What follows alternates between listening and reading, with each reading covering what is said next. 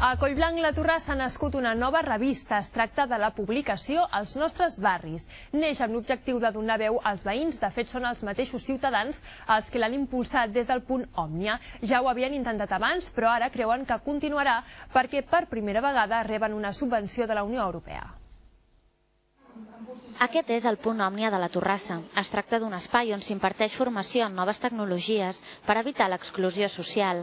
Els alumnes d'aquesta comunitat d'aprenentatge han elaborat una revista anomenada Els nostres barris, que recull el seu punt de vista sobre Collblanc la Torrassa. La revista s'ha descobert com una eina que ens anima molt amb el tema aquest de l'aprenentatge. És un objectiu comú per tothom i no ens desvincula del territori on estem, que és el nostre denominador comú, és el nostre lligam, tant per la gent més gran com per la gent més jove. Unes 25 persones han trigat un any en treure aquest primer número.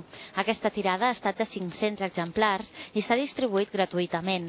Els nostres barris ha comptat amb la feina dels alumnes grans, que han elaborat molts articles sobre el barri, i d'un grup de joves immigrants que han fet feina de reporters. Hem volgut fer és reivindicar la riquesa d'aquest fet.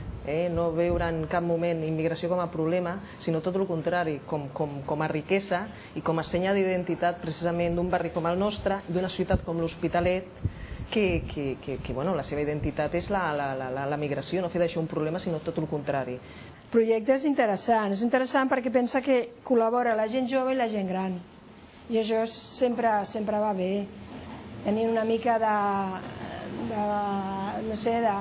combinar el que pot aportar una generació i l'altra. La intenció és treure 2 números a l'any i esperen seguir rebent la subvenció de la Comissió Europea que els permet publicar la revista. Anem ara cap a Can Serra perquè ja està tot a punt perquè la setmana que ve comenci la Festa Major del barri. Una de les actuacions destacades serà el final de festa amb el concert del cantant hospitalenc Joan Tena. Pel que fa a la resta d'actes, les activitats esportives tindran un paper destacat. També hi ha tallers pels més petits i el tradicional ball.